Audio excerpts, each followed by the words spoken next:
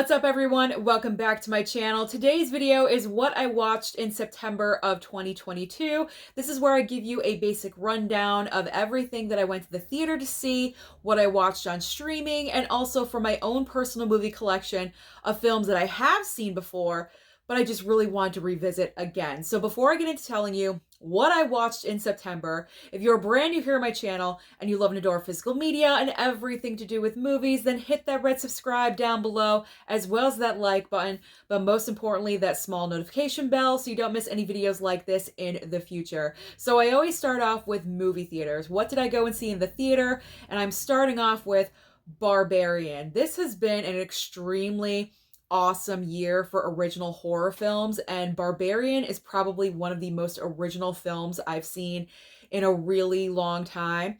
Now, the reason why I went to this film, and I wasn't going to go and see it in theater, but the word of mouth on this movie was extremely strong.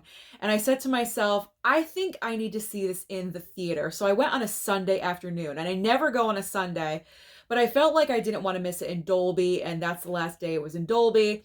So I went there, I sat down, I braced myself, and I had one heck of an experience because this movie, from start to finish, is all over the place. You're kind of getting like whiplash just a little bit because you never know where this movie's gonna land. It's crazy. There's so many different ideas and concepts happening, but that doesn't mean it's a bad thing. By the end of this, I was like, where are we ending with this? Because I was just wondering, are we getting to the next crazy thing? But it did end eventually. But man, what a film this is. I do highly recommend that you go and see this if you have not already. It's still making money at the box office, so I definitely recommend go and see it. If you want a really wacky experience, go and see Barbarian. So next up on the list is Pearl. Now, I definitely wanted to go and see Pearl. I'm a fan of the movie X. I went and saw it in theater. I bought it on physical media. I rewatched it before going to see Pearl, and I enjoyed it even more a second time. I feel like watching X over and over again, I'm going to enjoy it more and more. So going to see Pearl, I was excited. I already knew this was a prequel, so we're getting the origin of Pearl and her mental decline and her downslide and how she became a crazy sex crazed killer, I guess. And so going into this movie, I was really curious, what happened in her life. And it definitely delivered on that entire aspect, but not as gory as X. There are some kills in this movie, don't get me wrong. Otherwise, it really wouldn't be a horror movie. But if you're expecting blood and guts and like 10 times as X, that's definitely not happening. The main focus is Pearl herself and the decline of her mental sanity. And I find that extremely interesting. So I really enjoyed the movie, and I wish more people would go and see this film and also X, because these movies deserve to make money because this is originality. And we do have a third film, Maxine, coming around the corner, so I'm hoping to go and see that one as well. And I hope it ends on a great note because I think this is a trilogy, not going to be a franchise. So we're ending with Maxine, and I'm hoping for something fantastic. And the final film that I went to go and see in September was Don't Worry, Darling. Now, this may surprise some of you because I think I'd said before, I wasn't really confident in the film only because of all the behind-the-scene drama between Olivia Wilde and Florence Pugh and Harry Styles. Did he spit? Did he not spit? I mean, this whole behind the scene, just anarchy. I've never seen anything like it, at least recently with film. It's just unbelievable. But I was kind of intrigued by the movie. Let's be honest. The main reason why I went to see this movie was because of Florence Pugh. I mean, I'm a big fan of hers. I think everything she does, she is the best thing about that film. Black Widow, she was awesome. Little Women 2019, I'm not the biggest fan of that movie. I actually I do hate it. But her and her performance, that is the highlight of the entire film. So because of that reason, I had expectations for Florence, and she definitely delivered in this movie. This is her film. She dominates. You cannot take your eyes off of her. I mean, never mind the fact that she's gorgeous and beautiful and, wears the clothes wonderfully, but her performance is absolutely fantastic. And I also love Chris Pine. He was my other standout of this movie. I thought he was excellent. It was great to see him as kind of a not so good character. He's not the hero, he's more of a villain type. So I love seeing that. And say what you want about Olivia Wilde, she does know how to direct a movie, because I thought this movie was very well directed. She also did Booksmart. So she does have this trend of being a great director. If she can get her personal drama under control, I think she can produce wonderful things in the future. But as of right now, if I were her, I'd probably take a break just a little bit. But overall, Don't Worry, Darling, I enjoyed seeing that one as well. I don't regret it. I'm glad I went to the theater to go and see it. Sorry for my stutter there just a little bit.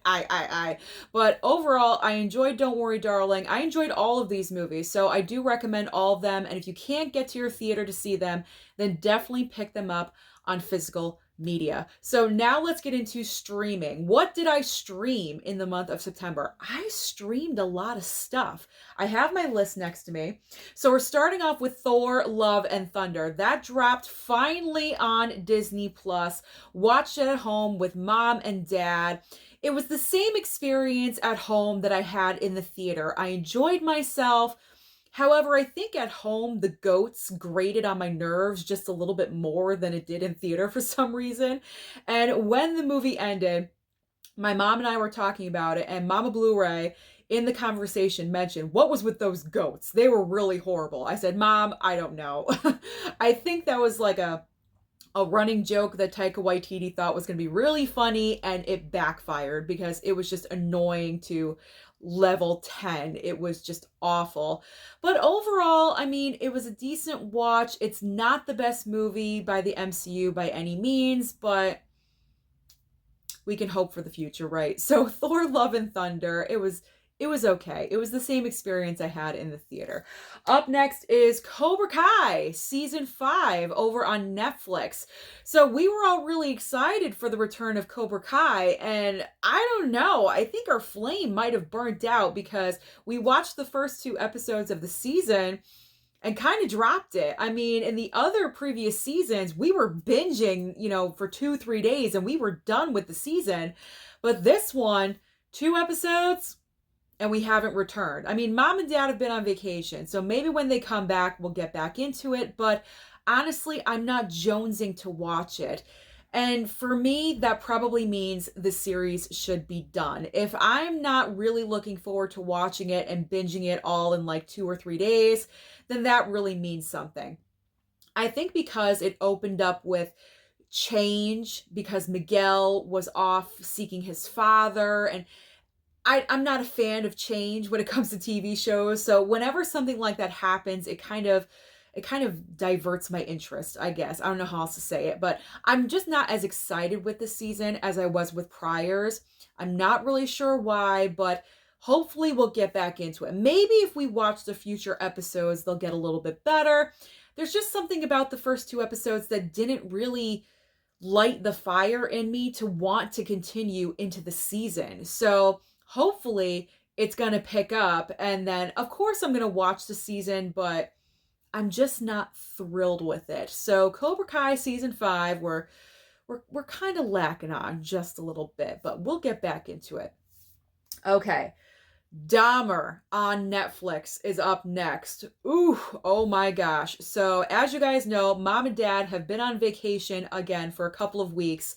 And in that time span that they've been gone, I binged Dahmer in 5 days. I had to take 5 days because it's 10 episodes total, and I could not watch more than 2 episodes at a time because this limited series really takes a lot out of you. It is obviously the true story of Jeffrey Dahmer and his victims and the families and everyone that was affected by Jeffrey Dahmer's horrible crimes. Evan Peters is so fantastic in this role. And I hate to glorify anything about Jeffrey Dahmer because it should never be. But Evan Peters in this series proves how wonderful and underrated and underused of an actor he really is. Why Evan Peters is kind of stuck in TV projects, I have no idea. He should be on the big screen. I should be able to go to a theater and see Evan Peters in the movies on the big screen because he is just so talented. It is unbelievable. He deserves every award under the sun for this performance. And also Niecy Nash for playing, oh, what's her name? Glenda Cleveland, I believe. The neighbor of Jeffrey Dahmer. She is incredible as well. The best performance I've ever seen her do. I know that this series has been extremely difficult for the families of the victims, but I do want to say I felt like it was done with respect, if that makes any kind of sense at all, because they did not really focus on the actual horrific crimes with detail and gore. They never really showed him actually dismembering. I hate to get into it, but I feel like they focused a different direction and it wasn't as graphic and gory as probably many people thought it was going to be. Obviously, with the events being spoken about, you're going to have a little bit of graphic and gore, but I feel like Ryan Murphy and his team knew where to ride the line and they knew where to say, no, we're not going to show certain things. And that's where the respect factor comes in. I don't know if that makes any sense at all. It does to me. But overall, Dahmer was extremely informative to me because even though I was living when these events happened, I was younger, so I didn't really know 100% the full-on details. And it really opened my eyes to how lacking the police department was and how they really contributed to him going on and continuing these crimes, which is absolutely horrific. So, Dahmer, do I recommend? I think you can say, yes, I do. Brace yourself. Only watch 2 episodes at a time. They're an hour long a piece. So you really, it's good for, 2 episodes because you don't want to, wear yourself out. But Dahmer, I definitely do recommend it because it opens your eyes. It is an eye opener, definitely. And it's an acting experience because of Evan Peters and Niecy Nash because they're absolutely incredible. Okay, enough about Dahmer. Let's move on to the Munsters. The Munsters. I'm not going to say too much about this one because I already did my I hate this movie video. I will actually link that down below. So if you're curious about my thoughts about the Munsters, you can just watch that video over there. I mean, this was garbage. It was complete trash. I mean, when I heard that Rob Zombie was going to be writing and directing the Munsters movie, I thought this could go either way. Either it's going to be brilliant or it's going to be horrible. And of course, in my opinion, and it's only my opinion, I know everyone else has different opinions, but in my opinion, this movie was garbage. It did not honor the original TV show as I thought it should.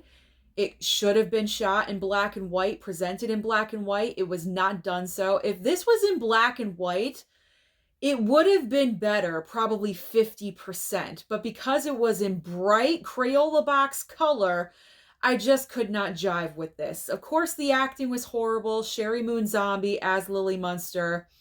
I can't even go on with this. I hated this movie.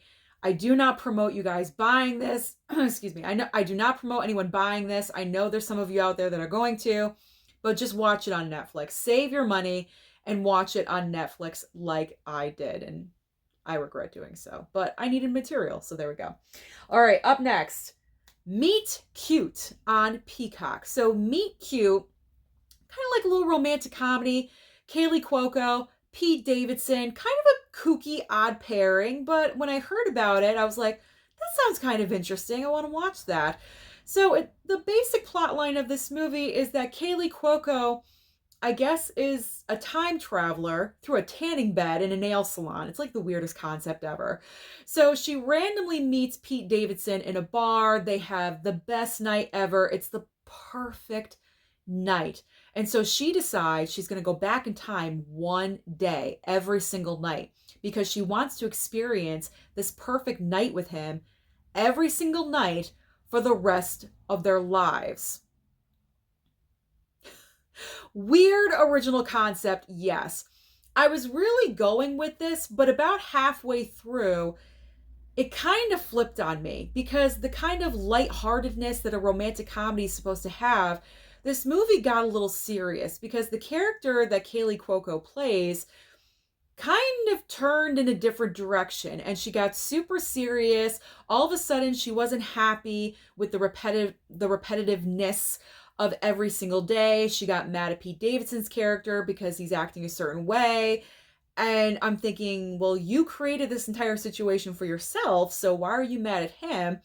And it just kind of went off the rails in a direction that I didn't really enjoy. And by the time the movie ended, it ended on such a serious note that I didn't enjoy it. It became very just unenjoyable because when you're getting to the point where you're bringing up suicide in a romantic comedy, really not good.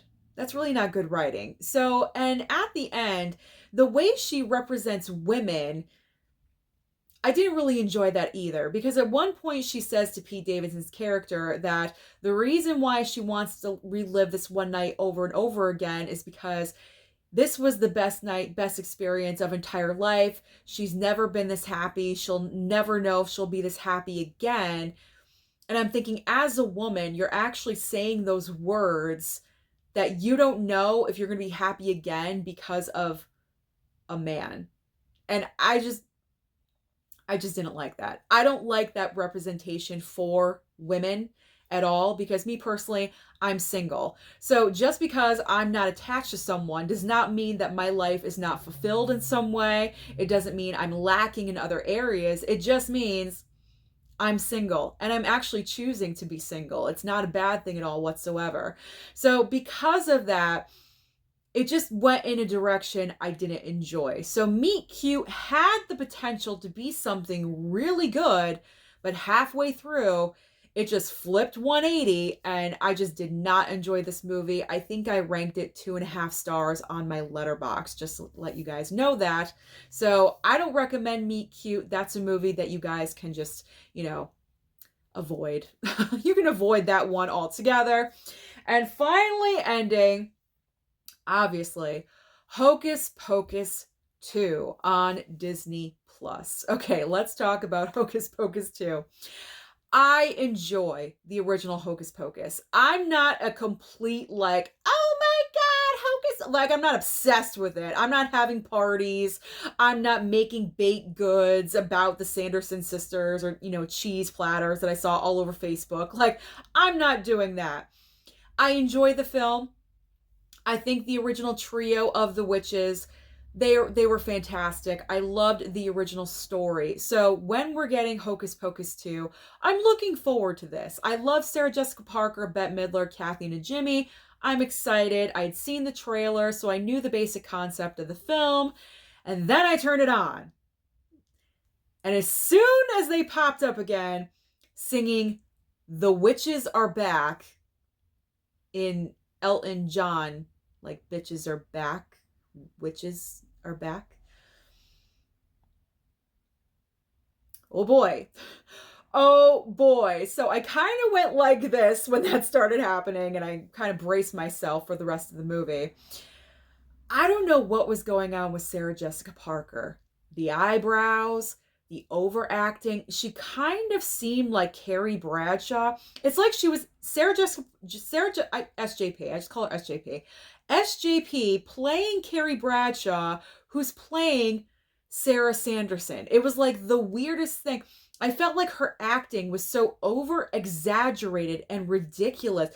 She wasn't the original Sarah in Hocus Pocus. It seemed like she was a completely different character. Kathy Najimy was okay.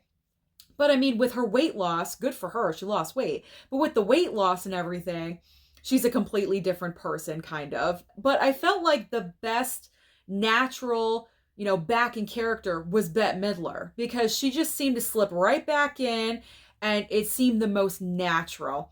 The other two on either end, I don't know what was going on there. It just seemed like it was overacting and underacting. Kathy and Jimmy kind of slipped into the background to me. I felt like she wasn't making any memorable moments. And then you have SJP on the other side being so over the top with everything. She was like overcompensating for the lack of what Kathy and Jimmy was doing.